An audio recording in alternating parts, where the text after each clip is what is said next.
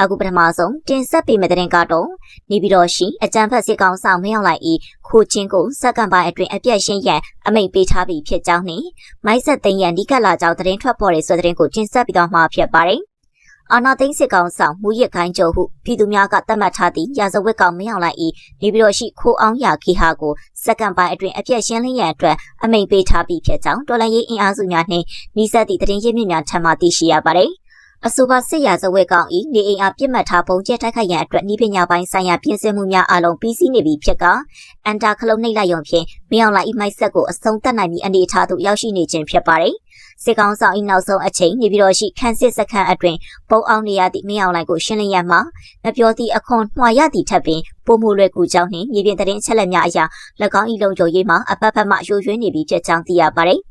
ဤပညာမြင့်တိုက်ခိုက်မှုတော်လှန်ရေးအင်အားစုများ၏တိကျသောပြစ်မှတ်ရှာဖွေမှုနှင့်ဒရုန်းဤပညာများအဝေးထိန်းစနစ်များကြောင့်ရာဇဝတ်ကောင်၏နေအိမ်ကိုစက္ကန့်ပိုင်းအတွင်းပြကျစေရန်အစဉ်သစ်ဖြစ်နေပြီဟုသတင်းရင်းမြစ်ကဆိုပါတယ်။ပြည်သူ့ဆန္ဒစစ်ရာဇဝတ်ကောင်မင်းအောင်လှိုင်မိုက်ဆက်သိမ်းဖို့ပဲကြံတော့တယ်။သူရဲ့ရာဇဝတ်မှုတွေအတွက်ပေးဆက်ရမယ့်အချိန်ရောက်ပြီဟုတော်လှန်ရေးတက်ကြွလှုပ်ရှားသူတအုပ်ကပြောကြားပါတယ်။လက်ရှိတွင်နေပြည်တော်အတွင်းရှိစစ်ကောင်စီ၏အချက်ချသောနေရာများ၌လုံခြုံရေးအလွန်အမင်းတင်းကျပ်ထားတော်လေတော်လှန်ရေးအင်အားစုများ၏ထိုးဖောက်နိုင်စွမ်းကစစ်ကောင်ဆောင်၏အိတ်ခမ်းဘွားအထိရောက်ရှိနေပြီဖြစ်ကြောင်းအတွင်းသတင်းများအရာသိရပါတယ်။အာနာသိန်းစစ်တပ်ကဦးဆောင်နေအပိုင်းလိုက်ရွေးကောက်ပွဲအလွန်မှာရွေးကောက်ခံအစိုးရအမိကန်စစ်တပိုင်းအစိုးရနှင့်တော်လှန်ရေးအင်အားစုကြားနိုင်ငံရေးအရာအားပြိုင်လာနိုင်တယ်လို့ဒီလာသူတွေကသုံးသပ်ကြပါတယ်။ဒီဇင်ဘာ28ရက်နေ့ကတရားနှမြို့နယ်အတွင်းအပိုင်းတစ်ရွေးကောက်ပွဲကိုကျင်းပခဲ့ပြီးရွေးကောက်ပွဲစောင့်ကြည့်လေ့လာတဲ့နိုင်ငံတွေထဲမှာတော့တရုတ်နဲ့ရုရှားအပါအဝင်အာဆီယံအဖွဲ့ဝင်2နိုင်ငံနဲ့နိုင်ငံအချို့ကကိုယ်စားလှယ်တွေလာရောက်ခဲ့ကြတာပါ။ရွှေကောက်ပွဲအတွက်ကြံပိုင်းတွေကိုလည်းစစ်တပ်ကဆက်လုပ်သွားမှာဖြစ်ပြီးလက်ရှိမှာနိုင်ငံအချို့ရဲ့ထောက်ခံအားပေးမှုတွေရှိခဲ့တာကြောင့်ရလက်ထွက်လာတဲ့အချိန်မှာအသွင်ပြောင်းအစိုးရတရက်ကိုဖော်ဆောင်သွားမှာဖြစ်ပါတယ်။အဲဒီကနေတခြားနိုင်ငံတွေရဲ့ထောက်ခံမှုရရှိဖို့ပြည်တွင်းမှာပြုပြင်ပြောင်းလဲမှုကိုဖော်ဆောင်တဲ့အနေနဲ့တရားဝင်မှုနဲ့ထောက်ခံမှုအားတွေရရှိအောင်စ조사သွားမယ့်သဘောရှိတယ်လို့လေ့လာသူတွေကထောက်ပြပါတယ်။တော်လှန်ရေးအင်အားစုတွေကလည်းအစိုးအဖွဲ့တွေကြောင့်ပေါင်းစည်းနိုင်ရေးနဲ့ပူးပေါင်းဆောင်ရွက်နိုင်ရေးအပါအဝင်လူထုရဲ့ထောက်ခံမှုနဲ့နိုင်ငံတကာရဲ့အတိအမှတ်ပြုမှုထောက်ခံကူညီမှုတွေကိုစ조사ရမှာပါ။ဒါကြောင့်ဖက်နှစ်ပတ်ကြာလိုအပ်တဲ့ထောက်ခံမှုတွေရရှိဖို့စ조사ဆောင်ရွက်မှုတွေဟာရေရှည်ရှင်ပြန်ရမယ့်သဘောမျိုးဖြစ်လို့အကျိုးတရားမှုတွေရှိသွားနိုင်မယ်လို့နိုင်ငံရေးလှိလာသုံးသပ်သူဒေါက်တာစိုင်းကြည်စင်ဆိုကပြောပါတယ်။တစ်ဖက်ကစ조사တည်ဆောက်နေတဲ့အသွင်ကူးပြောင်းရေးစစ်တပ်ကနေအယက်သားပုံစံပြောင်းထားတဲ့အစိုးရအနေနဲ့ဒီမိုကရေစီအသွင်ကူးပြောင်းရေးနဲ့ပြည်သူလူထုဘဝလုံခြုံရေးတိုးတက်ဖွံ့ဖြိုးရေးတွေသူတို့စ조사ရမှာဖြစ်တယ်။အဲဒီစ조사မှုနဲ့ဒီဘက်ကတော်လှန်ရေးစ조사မှုကဒါရေရှည်ရှင်ပြန်ရမယ့်ပွဲသဘောမျိုးဖြစ်သွားတယ်။အဲဒီအနေထားမှာတော်လှန်ရေးအစုအဖွဲ့တွေအနေနဲ့ဆက်လက်ရှင်သန်နိုင်ဖို့ပြည်ပတွေရဲ့ထောက်ခံမှုအားသူတို့ဘယ်လောက်ရနိုင်မလဲ။ပြီးရင်ပြည်တွင်းပြည်ပမှာရှိတဲ့နိုင်ငံသားတွေရဲ့တော်လှန်ရေးအပေါ်ယုံကြည်မှုပူးပေါင်းဆောင်ရွက်မှုဘယ်လောက်အထိသူတို့ထိန်းထားနိုင်မလဲဆိုတဲ့ဟာပေါ်မှုတည်ပြီးတော့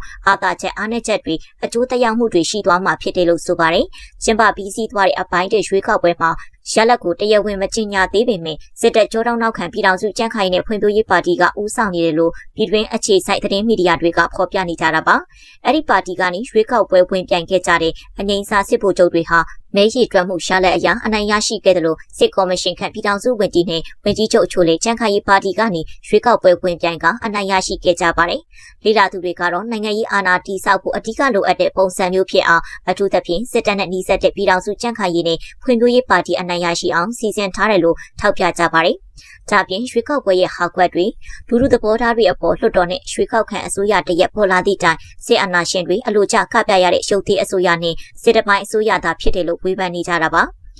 ကျောင်းသားကောင်းဆောင်ဟောင်းကိုမင်းသွေးတစ်ကအပိုင်းလိုက်ရွှေကောက်ပွဲတွေအပြီးလွှတ်တော်နဲ့အစိုးရတရက်ပေါ်လာရင်တော်လှန်ရေးအနေထားဟာပုံစံပြောင်းသွားနိုင်တယ်လို့သုံးသပ်ပါတယ်။ဒီပေါ်မှာကမ္ဘာနိုင်ငံတွေရဲ့စိတ်ဝင်စားမှုခေါင်းစဉ်ပြောင်းသွားမှုကတော့တော်လှန်ရေးဆိုတာထက်တရားဝင်အစိုးရတရားမဝင်အစိုးရဆိုတဲ့ခေါင်းစဉ်တွေထက်အဲ့ဒီခေါင်းစဉ်တွေကကျန်ခဲ့ပြီးပေါ်လာမှာကမြန်မာပြည်ငြိမ်းချမ်းရေး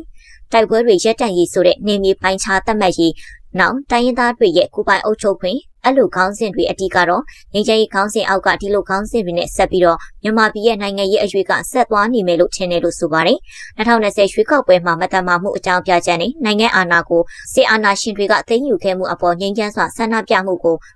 ပြစ်ခတ်တပ်ဖြတ်ဖြိုခွင်းမှုတွေကနေမြန်မာနိုင်ငံမှာလက်နက်ကိုင်တော်လှန်ရေးပေါ်ပေါက်လာခဲ့ပါတယ်။အဲဒီကနေနိုင်ငံတော်ဝန်စစ်အာဏာရှင် စနစ်အမြင့်ပြတ်ရေးတိုက်ပွဲတွေနဲ့အတူပြည်တွင်းစစ်မီးဟာတဟုန်ဟုန်တောက်လောင်လာခဲ့ပြီးရှမ်းမြောက်မှာဖြစ်ပွားခဲ့တဲ့2020ခုနှစ်စစ်စင်ရေးဟာစစ်တပ်အရှိုက်ကိုထိုးနှက်နိုင်ခဲ့ပါတယ်။ဒါပေမဲ့တရုတ်အစိုးရကမြန်မာအရေးကိုလူသိရှင်ကြားပြည်တွင်းရေးဆိုပြီးထုတ်ပြောကနောက်ွယ်မှာတော့နေဆက်တည်ငြိမ်ရေးအကြောင်းပြကကြားဝင်ညှိနှိုင်းမှုခေါင်းစဉ်နဲ့ဝင်ရောက်ဆွတ်ဖက်လာတာပါ။